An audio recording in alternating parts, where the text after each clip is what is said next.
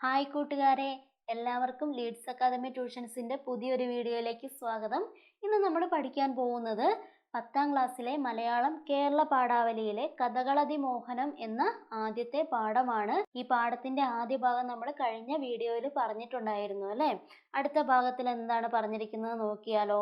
അപ്പോൾ ഇത് എഴുതിയിരിക്കുന്നത് ആരാണ്? എഴുത്തച്ഛനാണല്ലേ. എഴുത്തച്ഛൻ്റെ മഹാഭാരതത്തിലെ ദ്രോണപർവത്തിലെ ഒരു ഭാഗമാണേത്? കഥകളതി മോഹനം എന്ന ചെറിയ ഭാഗം. അതാണ് നിങ്ങൾക്ക് പഠിക്കാനുള്ളത്. അപ്പം ഇതിൽ കിളിയെ തൻ്റെ അടുക്കൽ വിളിച്ചിരുത്തിക്കൊണ്ട് അതിന് ഇഷ്ടപ്പെട്ട ആഹാരങ്ങളെല്ലാം നൽകിക്കൊണ്ട് താൻ ചോദിക്കുന്ന ഒരു ചോദ്യത്തിന് ഉത്തരം നൽകുമോ എന്ന് കവി ചോദിച്ചിരുന്നോടം വരെയാണ് നമ്മൾ പഠിച്ചിരുന്നത് അല്ലേ? അപ്പം എല്ലാവരും വായിച്ചൊക്കെ നോക്കിയിട്ടുണ്ടായിരുന്നോ? ആശയം എന്തെങ്കിലും സംശയങ്ങളൊക്കെ ഉണ്ടെങ്കിൽ ചോദിക്കുക കേട്ടോ. നമുക്ക് അടുത്ത ഭാഗം പരിചയപ്പെട്ടാലോ? അടുത്ത ഭാഗത്തിൽ എന്താ പറയുന്നതെന്ന് നമുക്ക് നോക്കിയാലോ? പറഞ്ഞു തുടങ്ങുന്നതിന് മുമ്പ് കഥയുടെ ചെറിയൊരു പശ്ചാത്തലം നിങ്ങൾ അറിഞ്ഞിരിക്കണമല്ലോ. മഹാഭാരതത്തില് കുരുക്ഷേത്ര യുദ്ധത്തെക്കുറിച്ച് പറയുന്നുണ്ട്. എന്ത് യുദ്ധമാണ്? നിങ്ങൾ കേട്ടിട്ടുണ്ടായിരിക്കും. മഹാഭാരതത്തില് കുരുക്ഷേത്ര യുദ്ധത്തെക്കുറിച്ച് പറയുന്നുണ്ട്. ഈ യുദ്ധത്തില് യുദ്ധം ചെയ്ത് തൻ്റെ മുന്നിലെത്തിയ ശത്രുക്കളെ എല്ലാവരെയും തോൽപ്പിച്ചിട്ട് ആര് നിലം പതിച്ചിരിക്കുന്നു? ആരെ നിലം പതിച്ച്? ഭീഷ്മര് നിലം പതിച്ചിരിക്കുകയാണ്. അദ്ദേഹം ശരശയനത്തിലായിരിക്കുകയാണ്. താൻ ആഗ്രഹിക്കുന്ന സമയത്തെ തന്നെ തേടി മരണം വരൂ എന്നൊരു വരം അദ്ദേഹത്തിന് ലഭിച്ചിട്ടുള്ളതിനാൽ അദ്ദേഹത്തിൻ്റെ ജീവൻ അദ്ദേഹത്തിൽ നിന്ന് പോയിട്ടില്ല. പക്ഷേ മരണസമാനനായിട്ട് അദ്ദേഹം ആ യുദ്ധഭൂമിയിൽ കിടക്കുകയാണ്. അദ്ദേഹത്തിന് ശേഷം ആരായിരിക്കും അടുത്ത സേനാപതി എന്ന് ആർക്കറിയണം? കവിക്ക് അറിയണം. അതാണ് നമ്മുടെ കിളിയോട് ചോദിക്കുന്നത്. അപ്പം നമുക്ക് തുടങ്ങിയാലോ? ആശയം പറഞ്ഞു തരാം. അടുത്ത വരികൾ എന്താണെന്ന് നമുക്ക് നോക്കാം അല്ലേ? അപ്പം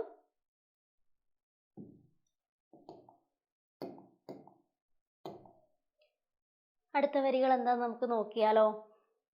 ഭീഷ്മ സമാന നരിനിഭകത്തിനു ഭീഷ്മർ ശരശയനത്തിന്മേൽ വീണാറേ. ആരാ വീണിരിക്കുന്ന? ടീച്ചർ നേരത്തെ പറഞ്ഞ പോലെ അല്ലേ? ശത്രുക്കളെ, തൻ്റെ മുന്നിലെത്തിയിരിക്കുന്ന ശത്രുക്കളെ എല്ലാം വീഴിച്ചുകൊണ്ട് ആര് വീണിരിക്കുന്നു? ഭീഷ്മര് വീണിരിക്കുന്നു. തോറ്റ സുയോധനാദികളാകിയ 100 പേരെന്തെന്ന് ചെയ്തു ചൊല്ലു നീ. കിളിയോട് കവി ചോദിക്കുകയാണ്. സുയോധനൻ എന്ന് പറഞ്ഞാൽ ആരാണ്? ദുര്യോധനൻ. ദുര്യോധനൻ അടങ്ങിയ കൗരവപ്പടയിലെ ബാക്കി എല്ലാവരും നമ്മുടെ ഭീഷ്മരുടെ പതനത്തിന് ശേഷം എന്താണ് ചെയ്തത് എന്ന് നീ എന്നോട് പറഞ്ഞു തരണം. കവി കിളിയോട് ആവശ്യപ്പെടുകയാണ്. എന്താണ് അതിന് ശേഷം ഉണ്ടായതെന്നുള്ള കഥ നീ എനിക്ക് പറഞ്ഞു തരിക. എന്തായിരിക്കും ഉണ്ടായത്? ചൊല്ലുവാനാവതില്ലെങ്കിലും ഒട്ടൊട്ടു ചൊല്ലുന്നതുണ്ട് കനക്കെ ചുരുക്കി ഞാൻ. അല്ലേ? എനിക്ക് പറയാൻ ചെറിയ ബുദ്ധിമുട്ടുണ്ട്, എങ്കിലും ഞാൻ വളരെ ചുരുക്കി ആ കഥ പറഞ്ഞു തരാമെന്ന് പറയുകയാണ്. ആരാണ് പറഞ്ഞത്? കിളി കവിയോട് പറയുകയാണ് അല്ലേ? ഈ കഥ എനിക്ക് ചൊല്ലാൻ ഇത്തിരി ബുദ്ധിമുട്ടുണ്ട്, പക്ഷെ ഈ കഥ ചൊല്ലാൻ എനിക്ക് ചെറിയ ബുദ്ധിമുട്ടുണ്ട്, പക്ഷെ ഞാനത് പറഞ്ഞു തരാം എന്ന് പറയുകയാണ്. വൻപനം കർണനോടാശു സുയോധനൻ അൻപോട് സേനാപതിയാക നീ എന്നാൽ. അതായത് വൻപൻ എന്ന് വെച്ചാൽ എന്താണ്? ധീരൻ അല്ലേ? ധീരനായിട്ടുള്ള കർണനോടാണ് സുയോധനൻ ആദ്യം ആവശ്യപ്പെട്ടത് ഈ സൈന്യത്തിൻ്റെ സേനാപതിയാകുമോ എന്ന്. ആരോടാണ്?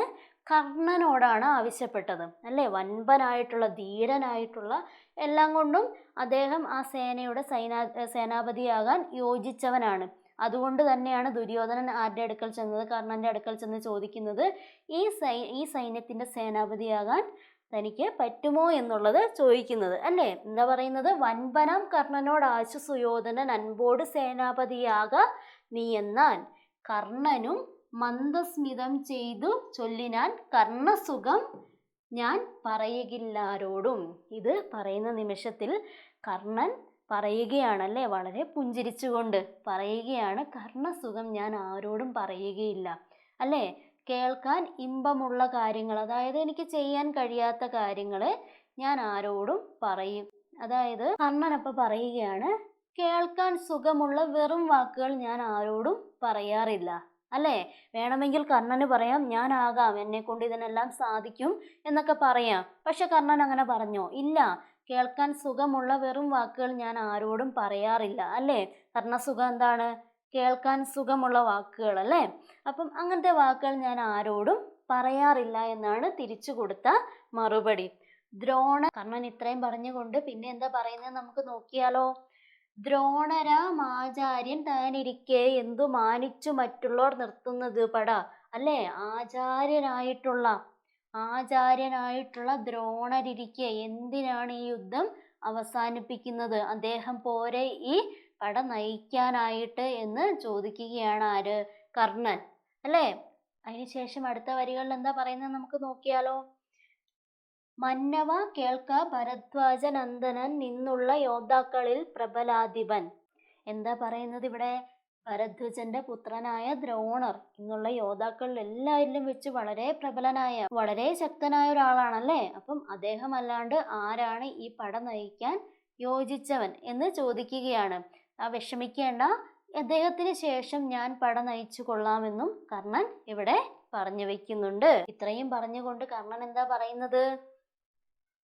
പിന്നെ ഞാൻ പക്ഷേ ഭരിക്കുന്നതുമുണ്ട്, അല്ലേ? മന്നവ സങ്കടമുണ്ടാകയില്ലേതും, അല്ലേ? അതായത് അദ്ദേഹത്തിന് ശേഷം ഞാൻ പട നയിച്ചു കൊള്ളാം, തങ്ങൾ അതിൽ വിഷമിക്കേണ്ടതില്ല. അപ്പം ആരെയാണിപ്പം രാജാവാക്കാനായിട്ട് പറഞ്ഞിരിക്കുന്നത്? ദ്രോണരെ, അല്ലേ? ദ്രോണർ ഭരിച്ചതിന് ശേഷം, ദ്രോണർ രാജാവായതിനു ശേഷം ഞാൻ ആയിക്കൊള്ളാമെന്ന് കർണൻ ഇവിടെ പറയുകയാണ്. മാനിയായുള്ള സുയോധനൻ ദ്രോണരെ സേനാപതിയായി അഭിഷേകവും ചെയ്തു, അല്ലെ? മാനിയായിട്ടുള്ള, അഭിമാനിയായിട്ടുള്ള സുയോധനൻ, ദുര്യോധനൻ, അതായത് ആരെ അവിടെ രാജാവായിട്ട് വാഴിച്ചു? ആരെ വാഴിച്ചു? ദ്രോണരെ രാജാവായിട്ട് വാഴിച്ചു. ഇത്രയുമാണ് നമ്മുടെ കവിതയുടെ ആശയം വരുന്നത്. അപ്പം എല്ലാവരും ടെക്സ്റ്റ് ബുക്ക് നന്നായിട്ട് വായിച്ചു നോക്കുക. എനിക്ക് തോന്നുന്നത് കഴിഞ്ഞ പഴയ ടെക്സ്റ്റൊക്കെ വെച്ച് നോക്കുമ്പോൾ നമുക്ക് വളരെ എളുപ്പമാണ് ഈ ടെക്സ്റ്റ്. ഒരുപാട് അർത്ഥങ്ങളും കാര്യങ്ങളൊക്കെ ആശയങ്ങളൊക്കെ ഉള്ള ലക്ഷ്മണ സ്വാതന്ത്ര്യം എന്നുള്ള കവിതയൊക്കെ ഒത്തിരി പഠിക്കാനുണ്ടായിരുന്നു കഴിഞ്ഞ വർഷം. പക്ഷേ നിങ്ങൾക്ക് വായിച്ചു നോക്കിയാൽ മനസ്സിലാകാവുന്ന വിധത്തിലാണ് നമ്മുടെ ആദ്യത്തെ പാഠഭാഗം തന്നെ വന്നിരിക്കുന്നത്. അപ്പം എല്ലാവരും നന്നായിട്ട് പാഠം വായിച്ചു നോക്കുക. അടുത്ത ക്ലാസ്സിൽ വീണ്ടും കാണാം. അതുവരേക്കും എല്ലാവർക്കും നല്ലൊരു ദിവസം ആശംസിക്കുന്നു.